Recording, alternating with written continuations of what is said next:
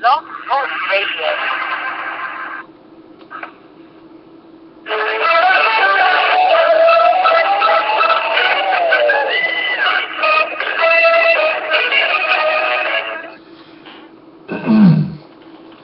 Hey there, Detroit sports fanatics. I'm Taylor Phillips, and welcome to this week's Tigers edition of Taylor's Detroit Sports Show on Blog Talk Radio. It is Sunday, August 3rd, 2014 at 11 o'clock. The show will go on until 11:30 p.m., just 30 minutes, 30 solid minutes. Breaking news kicking off right away.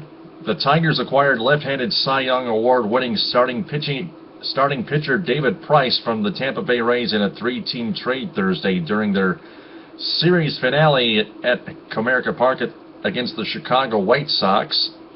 Starting pitcher Drew Smyly and 18-year-old prospect shortstop Willie Adams, or however you want to pronounce that, both went to the Rays, whereas center fielder Austin Jackson went to the Seattle Mariners. Questions of the night. How do you like the David Price trade? Is Joakim Soria better after today? The number to call in to voice your opinion is 646-478-4837. That's the guest line. Hotline number. Again, that is 646-478-4837. But I want you to support your opinion with explanative details. Find me on Facebook, YouTube, Google, and Pinterest as Taylor Phillips. Like my Facebook page, Taylor Phillips' Detroit Sports page, and join my Facebook group, Taylor Phillips' Detroit Sports Group, to become a more educated, serious, and loyal Detroit sports fan. And follow me on Twitter and Tumblr at DT2Phillips. There's also a chat window on blogtalkradio.com on all my episodes of Taylor's Detroit Sports Show for you to comment on with your opinions. Guidelines: if you have called in, stay on the line. If you hang up, redial the number and then stay on the line. Also, keep it clean. Don't say anything silly or way out of context. This is a serious talk show. Now for the week in review. Tigers had Monday off, then they returned home to open a 6-game homestand with a 3-game home series against the Chicago White Sox, who had been red hot as going into it. Before the series opener on Tuesday, Nick Cassiano suffered a right index finger contusion during pregame practice and was listed as day-to-day, which would move Miguel Cabrera to third base, Victor Martinez to first base, and Torrey Hunter to the DH spot, the designated hitter spot. Tigers strike first with 2 runs on a Torrey Hunter single, a J.D. Martinez bloop triple down the right field line, and a Brian Holiday sacrifice fly. They made some key defensive mistakes, however. Eugenio Suarez made 2 horrible throws, the second of those which proved costly before leaving the game with lower back tightness and being listed as day-to-day. That led to the White Sox getting on the board in the 4th inning with a Connor Gillespie single and a Gordon Beckham sac fly, which tied it at 2. The White Sox would hit the jackpot in the 7th inning, and that all started with a single and a dumb fielding error by Rajai Davis, scoring Gillespie, who would score on 2 errors total in the game. That would have only loaded the bases there. Then Alexei Ramirez clocked a 3-run double up the gap in right center field, breaking it wide open off of reliever Joakim Soria. That gave the White Sox a 6-3 lead. 2 of those runs were charged to starting pitcher Anibal Sanchez. A 6-2 lead, not 6-3. Sanchez pitched great, but got little help from his defense and offense. Soria would then give up a 2-run homer to Jose Abreu, his 31st, and a solo dinger to Adam Dunn, making it 9-2. Abreu would tack on two more runs with a double in the 8th inning. That was more than enough for an 11-4 decision in favor of the visitors, as the Tigers would add 2 extra runs of their own on a double play ground ball by J.D. Martinez and a single by Brian Holiday. Wednesday, Tigers made a statement by scoring 6 runs in the first inning on 3 RBI singles by Victor Martinez, Torrey Hunter, and J.D. Martinez, and a 3-run homer by Nick Castellanos the other way, which would pretty much seal the win. Castellanos would also get an insurance RBI single to finish with 4 RBIs. That took place in the 7th inning. Max Scherzer got the start and pitched 6 scoreless innings, and then gave up a run on a sac fly with runners on second and third and 1 out in the 7th inning. He would get the win as the Tigers beat the White Sox 7-2. Then on Thursday, the day of the trade deadline, the White Sox scored 3 runs in the 2nd inning against Drew Smyly, who is now with the Rays. But the Tigers answered with 2 in that same inning and two more in the 3rd inning on back-to-back homers by Torrey Hunter and J.D. Martinez to take a 4-3 lead. Chicago tied it at 4 with an RBI single by Sierra off of Smyly, who finished 6 innings before he and Austin Jackson received the news about the entire trade in the 7th inning, when Joakim Soria allowed the go-ahead run by hitting a batter by a pitch with the bases loaded and 1 out. Soria would actually finish that 7th inning all by himself, which was a little better than pitching a third of an inning and giving up 6 runs. Jackson would come out of the game on a 2-2 ball strike count at one point in the inning, and the fans gave him a final standing ovation. I really miss Austin Jackson a lot, but his only problem is that he can't make diving catches. Oh, his second problem, he strikes out quite a lot. Just not quite as many times as Alex Avila does, especially against lefties. Andy Dirks can dive for the ball when he returns to action from his rehab assignment. He says his back is feeling great after his first game with the West Michigan Whitecaps.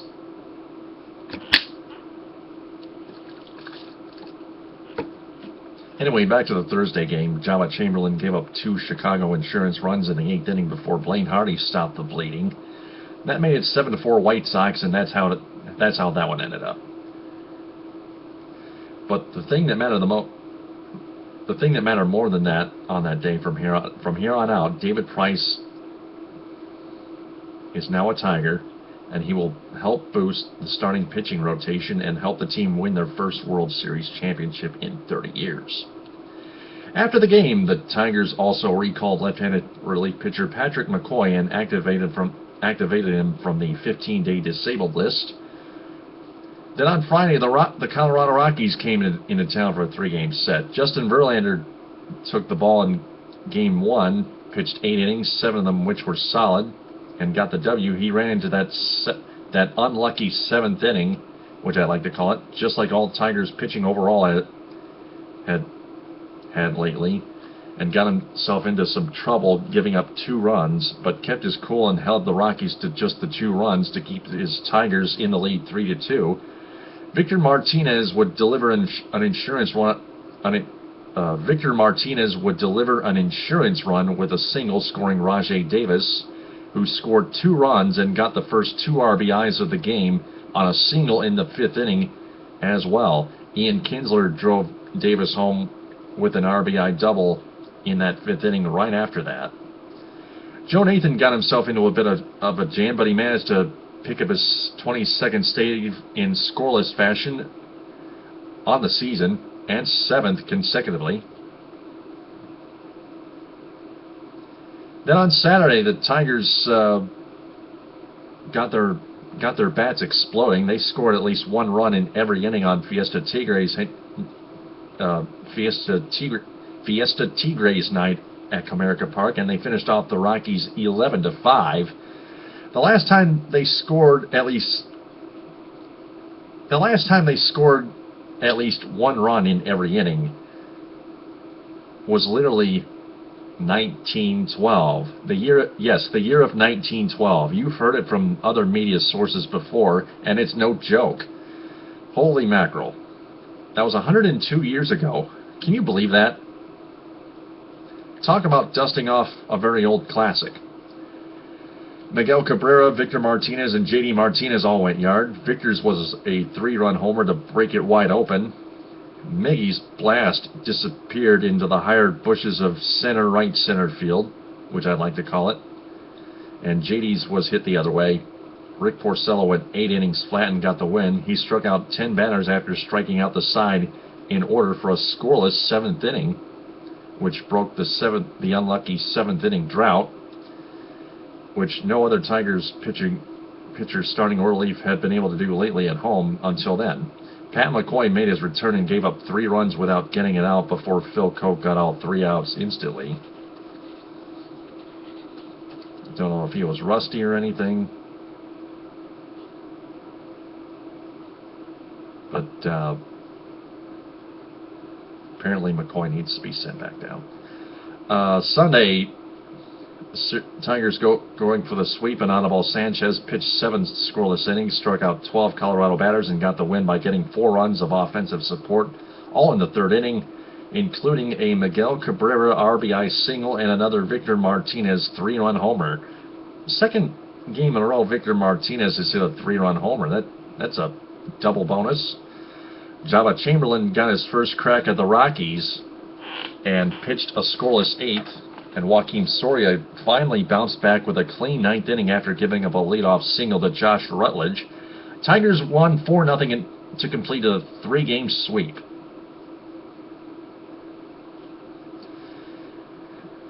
That concludes the week in review. Now on to the opinion points segment. The 7th inning had been a problem for starting and relief pitching altogether.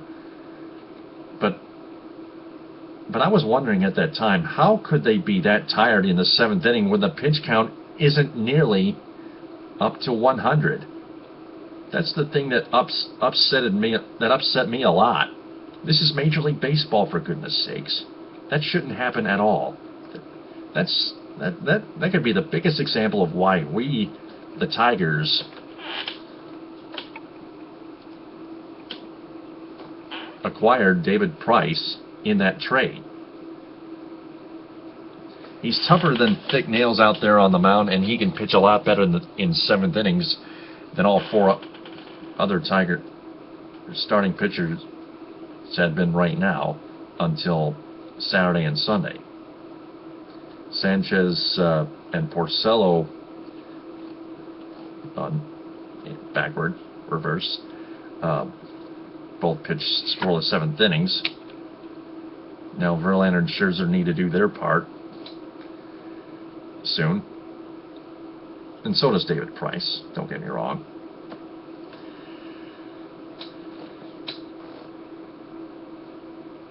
And another opinion point, like I mentioned earlier, Patrick McCoy is a bit rusty. He, like I said, he needs to be sent down. Week ahead, the Tigers start a 9-game road trip by heading to the Bronx and take on the New York Yankees in a 4-game series tomorrow through Thursday. The first 3 games will start at 7:05, and the Thursday game will start at 1:05. David Price will make his first start as a Tiger on Tuesday. Then they head to Canada to take on the Toronto Blue Jays at Rogers Center.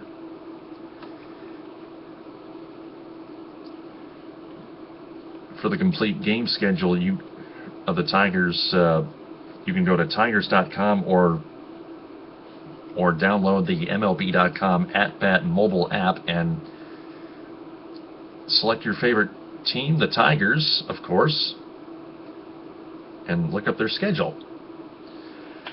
Right now in the standings, the Tigers are 61-47 right now, and they lead the Kansas City Royals by 5 games flat in the American League Central Division, and the Cleveland Indians by 6.5, while the Yankees are 56-53 and stand in 3rd place in the American League East, just 5.5 behind the 62-48 Baltimore Orioles, and also stand in 3rd place, 2 games flat back of the 2nd AL wild card spot, which the 60-53 Toronto Blue Jays have. They stand 7.5 games behind the 66-44 Los Angeles Angels of Anaheim for the first wild card spot in the American League. Other Tigers news: relief pitcher Evan Reed was charged with 2 counts recently of third-degree sexual assault against a 45-year-old woman. Also, just earlier today, the David Price trade, quote, injected a little energy into the Tigers, unquote. That's really good. I think it injected some energy, not just a little. Don't know about a whole lot.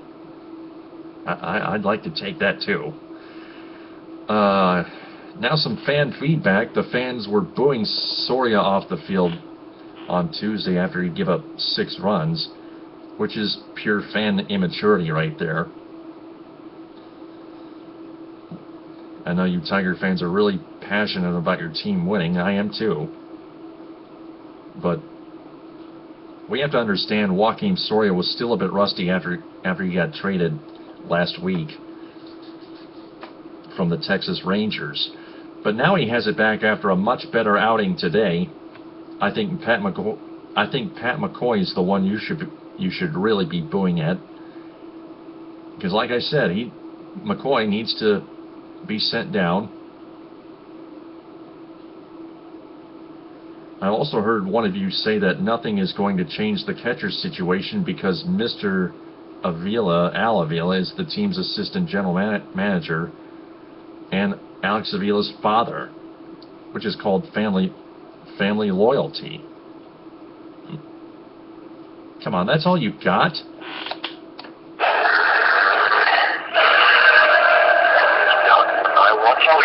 What's your problem there, pal? Can't I get a bit of sleep? Don't bug me. Come on, knock it off. Guys, that's completely meaningless. Avila is still awful at the plate against left-handed pitchers despite his great night last night, going 3 for 4 with 2 doubles and 2 RBIs. He's a godsend against left-handed pitching, starting and relief combined, against all Major League Baseball pitchers. Whether it's the White Sox, the Angels, the Rockies, Avila just can't hit lefties. Got the first 2 hits off of a lefty, off of Tyler Matzek on Saturday. But like the villain in Scarface says, every dog has his day. Every dog has his day. But I have an idea. Since Brian Holiday has a bit of a higher batting average overall than Avila does right now, and Holiday is a right-handed batter, which may mean only a little,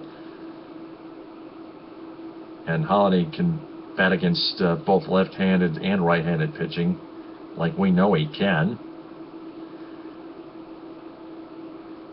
Then all Dave Dombrowski needs to do is make Brian Holiday the #1 catcher and keep Avila, but play him as a backup catcher. Because Holiday can bring some of the offense, not all of it, while Avila brings most of the defense.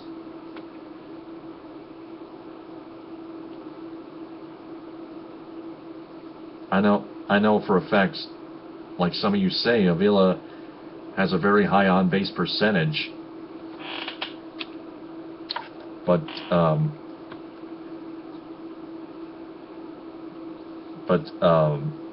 just because Avila, I was thinking, just because Avila is bad against left-handed pitching doesn't mean he has the inability to hit against lefties. It's just most of the time that he can't use his freaking head. Swing the bat. I saw Avila when I got back home from work at Little Caesars in Cadillac, that Avila was facing a 3-0 count and then took a hanging curveball for a strike. And then he swung on and missed at the next 2 pitches after that and struck out, and That's called stupid hitting. That's the problem with Alex Avila right now. He needs to get his head screwed on right and get his head straight, and start protecting the plate especially on 3-0 pitches. That's all you got to do. Just use your head. Don't just take on 3-0 like you want to just draw a walk. Swing the bat.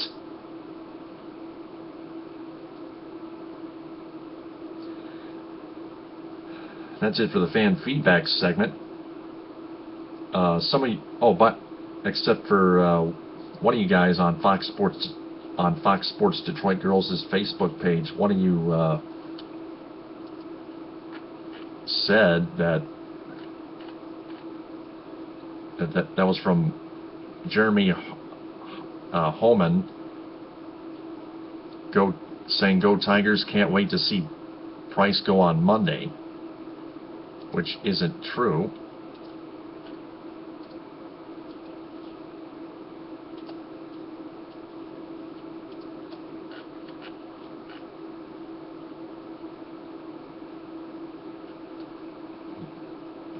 Price starts on Tuesday, Jeremy.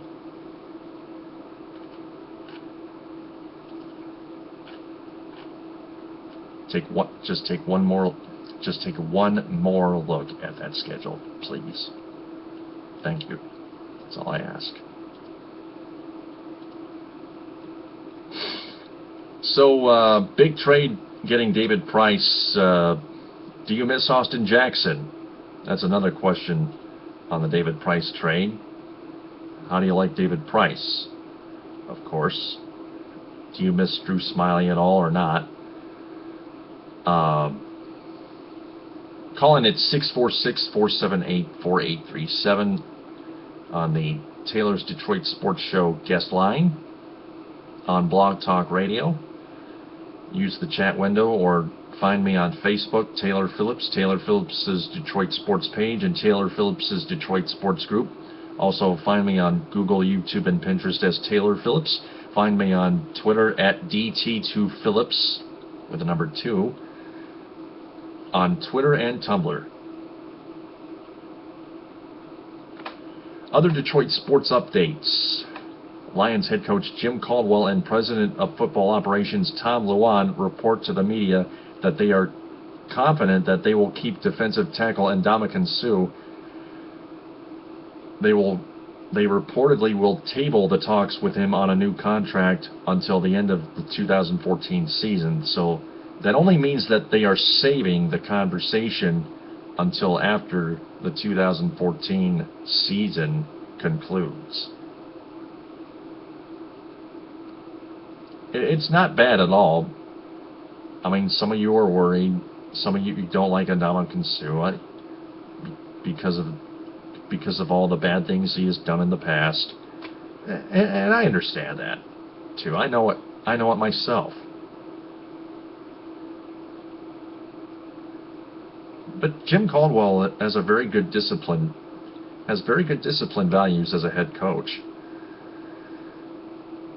He's like a mentor to the entire team, especially to Ndamukong Suh, and Matthew Stafford too. 6 minutes left. Speaking of the Lions, wide receiver Golden Tate thankfully removed from the PUP physically unable to perform list. Still no word on Ezekiel Ansah or TJ Jones still being on there. On the ice, the Red Wings have signed right winger Tomas Tatar to a new 3-year deal. Defenseman Danny DeKeyser apparently is next.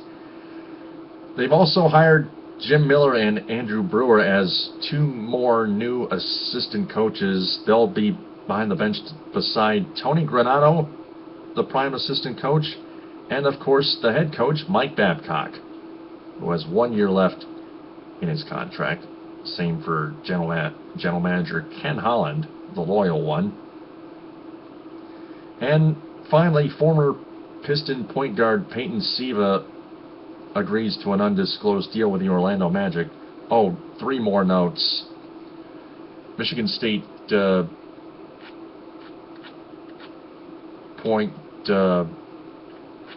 forward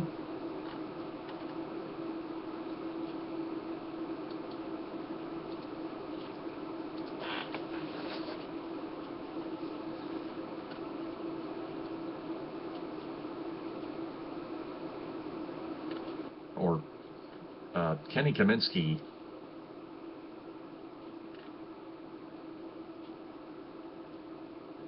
says he will be leaving and transferring from Michigan State University. He says he's transferring to another school, but it has not decided where yet.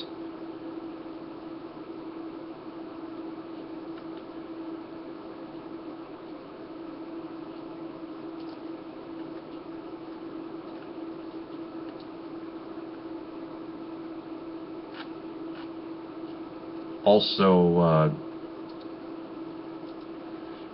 Michigan State football news. Defensive end Damon Knox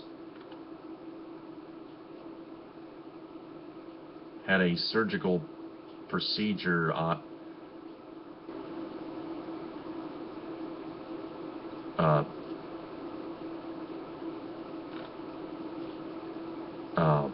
what was it again? I'm looking for it.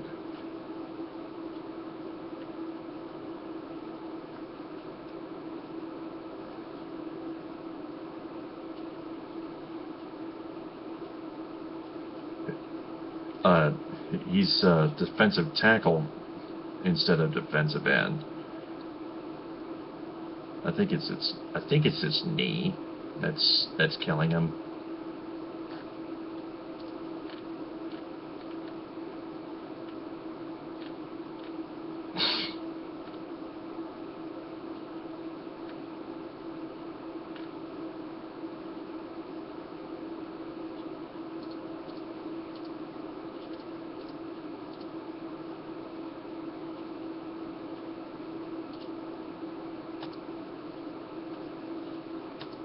Getting Kenny Kaminsky's position now.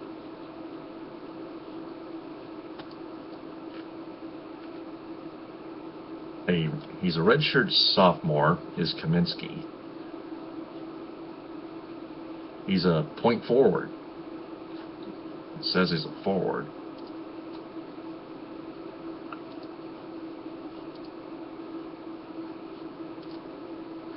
But anyway, one more other Detroit sports note.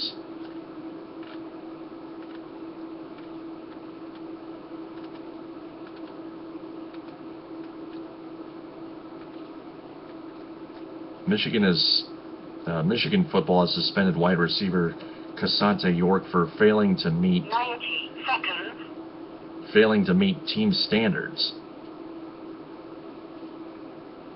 So that's all for the other Detroit sports updates on Taylor's Detroit Sports Show.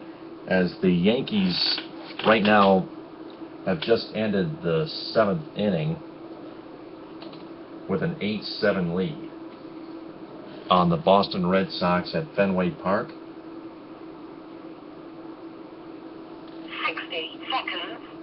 I think that's what it is. A win for the Yankees would put them a half game behind in the wild card and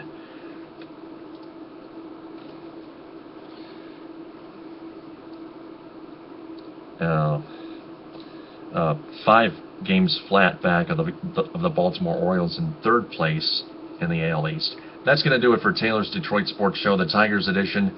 I'll be back next week here on Blog Talk Radio Sunday at 11, but catch me tomorrow on Spreaker for episode 15 of Taylor's Detroit Sports. Until then, this is Taylor Phillips saying TTFN, ta-ta for now. Thank you for using Blog Talk Radio. Goodbye.